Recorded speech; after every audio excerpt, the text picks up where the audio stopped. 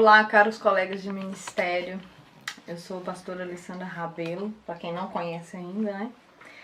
E eu vim aqui para me pronunciar, não para me justificar. Até porque quem me justifica é o Senhor, como o apóstolo Paulo diz em Romanos 8:33, né?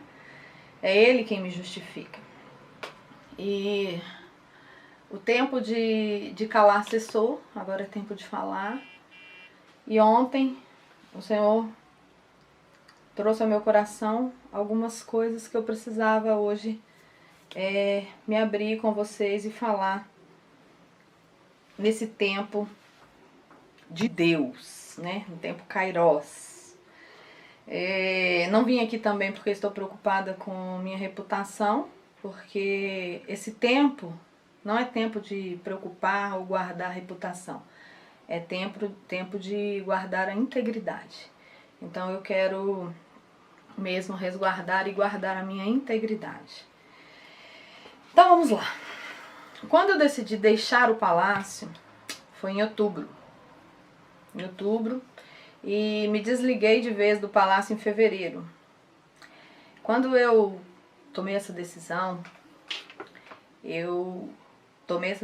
baseada em fatos que eu vivi, vivenciei, presenciei, e não decidi mais compactuar com as atrocidades que eu estava vendo, né? Até porque eu tenho livre-arbítrio, então para mim não deu, eu me desliguei.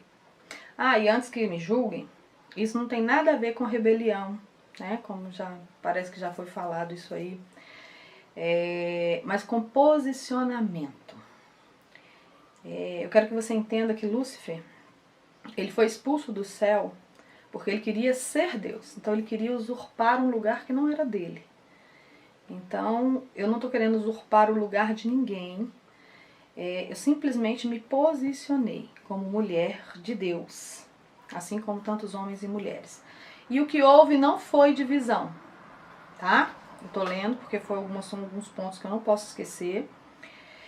Houve arrependimento, houve choro, houve lágrimas, houve pessoas que decidiram não mais compactuar também.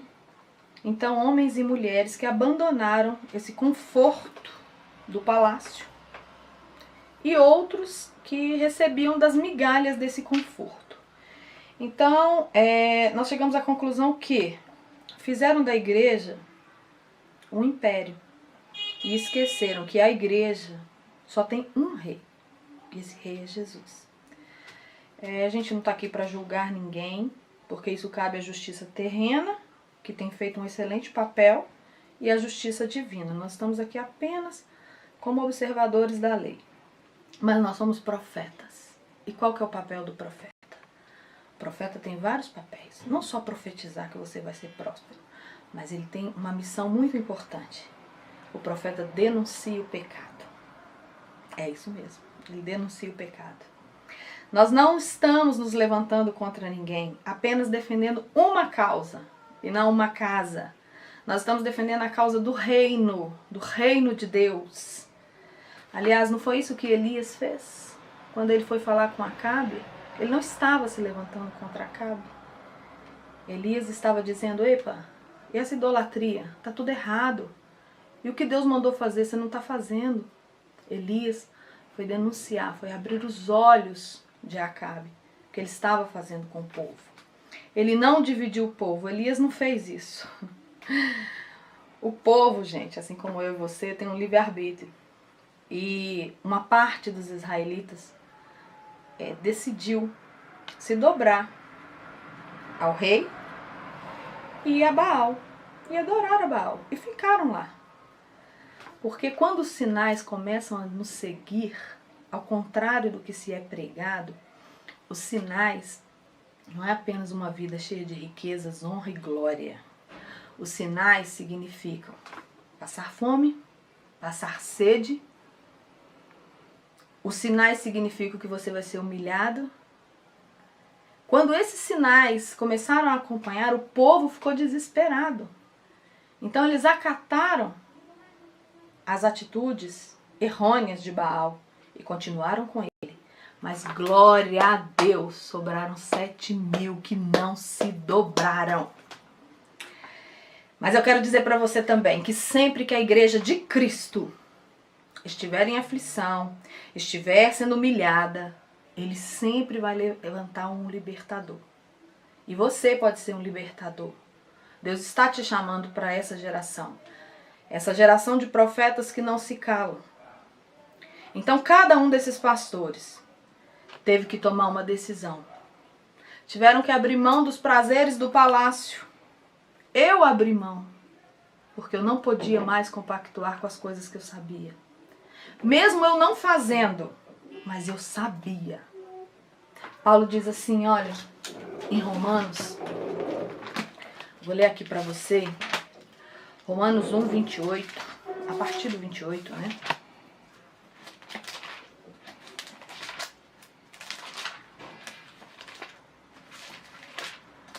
Romanos 1, 28. Na verdade, o que ele fala mais é no 32, mas eu vou ler a partir do 28, para você ver em que a gente está sendo baseado. Muitas vezes eu já ouvi, não precisa de base bíblica não, então a gente poderia rasgar a Bíblia e jogar fora, né? Então tudo precisa ter uma base bíblica. O 1,28 diz assim, e como eles não se importaram de ter conhecimento de Deus, assim Deus os entregou a um sentimento perverso para fazerem coisas que não convêm, estando cheios de toda iniquidade, prostituição, malícia, avareza, maldade, cheios de inveja, homicídio, contenda, engano, malignidade, sendo murmuradores, detratores, aborrecedores de Deus, injuriadores, soberbos, presunçosos, inventores de males, desobedientes ao pai e mãe, nécios, infiéis nos contratos, sem afeição natural, irreconciliáveis, sem misericórdia, os quais, conhecendo a justiça de Deus, que são dignos de morte, os que tais coisas praticam, não somente os que a praticam, mas também aqueles que consentem com quem as fazem. Eu sempre tive muito temor a essa palavra.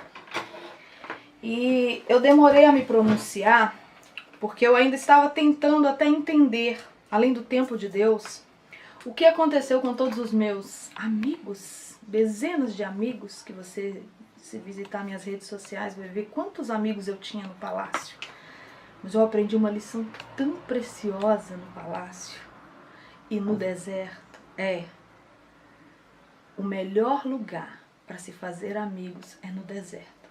Porque no deserto você não tem nada para oferecer. No palácio, você vive rodeado de pessoas. Pessoas interesseiras e bajuladoras. Mas no deserto, as pessoas estão com você por quem você é. Então, fica aí uma dica de ouro.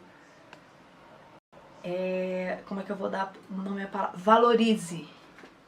Valorize os amigos que você faz no deserto. Então esses amigos declararam que eles eram meus amigos para sempre. De repente todos foram sumindo. E eu esperei que algum deles me procurasse para saber o que tinha acontecido, né? Mas, infelizmente, eles optaram por ouvir apenas a versão do Chapeuzinho Vermelho. E aí o lobo mau continua sendo mau. Queridos, eu tenho alguns sim que sobraram. Não vou nem fazer a conta, mas que falam comigo secretamente. Sabe por quê? Porque eles têm medo de perderem os seus cargos, as suas igrejas, o seu trabalho, o seu sustento. Eu não os chamo de covarde, porque eu sei que cada um tem o tempo de Deus. Mas no império é assim que funciona. Se você não faz da maneira que o imperador deseja, você é perseguido. Tiram tudo de você, sem te dar chance de se defender.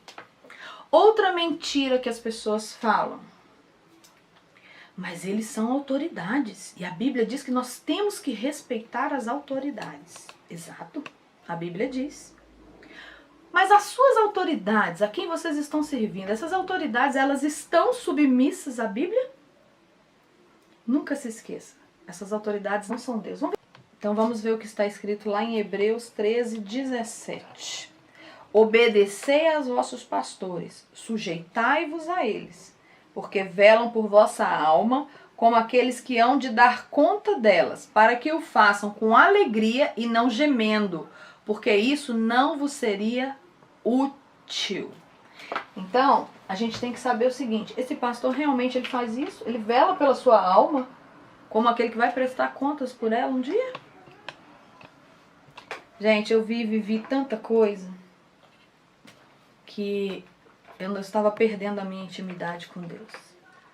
Os aplausos, a fama, os holofotes cegam. O dinheiro, o poder corrompem. E felizes são aqueles que conseguem enxergar isso a tempo. Porque quando a Bíblia se refere a esses sinais seguirão os que creem, vou repetir isso, grave essa palavra. Ela não está se referindo a prosperidade, riquezas e glórias, isso sim vai ser acrescentado na nossa vida. Ela está se referindo a estar no deserto e receber a porção de cada dia, a provisão de cada dia, a ser totalmente dependente dele. E é isso que eu estou vivendo. É isso que eu estou vivendo. As perseguições vão fazer parte desses sinais. Não se deixe intimidar. O Senhor tem levantado uma geração de profetas e de pessoas ousadas, destemidas. Por isso eu estou feliz. Eu não mudei de placa. Eu voltei às origens. As origens de viver a igreja que o Senhor Jesus instituiu em Atos 2,42. Aquela que ama, que compartilha, que tudo em comum. Sabe? O Senhor está levantando essa geração extravagante, sim. Mas uma geração extravagante capaz de defender o Evangelho a ponto que, se for preciso, custe a nossa vida. Quem fez isso? Estevão. Uma geração como Estevão. Olha, e eu queria te dizer, já estou finalizando, não use versículos isolados para denegrir, deflagrar, hostilizar pessoas, líderes que você não conhece a história. E não defenda o indefensável. Se você não sabe, procure ouvir o outro lado. Salomão, ele tomou a atitude sim de entregar aquela criança, mas ele ouviu os dois lados da história. Nós estamos lutando hoje contra a doutrina de Balaão, dos Nicolaitas e a doutrina de Jezabel, descritas em Apocalipse 2. Eu não vou ler, você leia. Eu quero dizer que Deus abençoe cada um de vocês. E que fica um convite, ao invés de nos degladiarmos, que nós possamos unir as nossas forças para alcançar o perdido a qualquer custo. Foi isso que eu aprendi em minha amada igreja há 28 anos atrás. Mas eu sei que para que a gente possa alcançar o perdido a qualquer custo, nós temos uma outra missão. Colocar azeite e vinho nas feridas dos que estão na casa. E a vocês, amigos, fica aqui o meu abraço. Fica aqui a minha observação. Até quando vale realmente a pena continuar na zona de conforto? Até quando vale realmente a pena continuar no palácio? Porque riquezas, honras e glórias passam, mas a vida eterna não. Então, nós não temos que preocupar com o que a gente está vivendo nessa terra ou o que a gente tem nessa terra. Nós temos que preocupar o depois. E eu quero dizer para vocês também que não esqueçam que só se chega à terra prometida quem for fiel, leal e obediente no deserto. E se você ainda tem alguma dúvida do motivo de eu voltar às origens, você tem o meu contato? Com certeza você tem o meu contato. Eu preciso ver provas, eu quero saber de alguma coisa. Me procure. Eu quero te fazer um convite aqui para fechar com chave de ouro. Vem ser família com a gente. Eu sou o Quadrangular Família Global. Deus abençoe vocês. Beijo.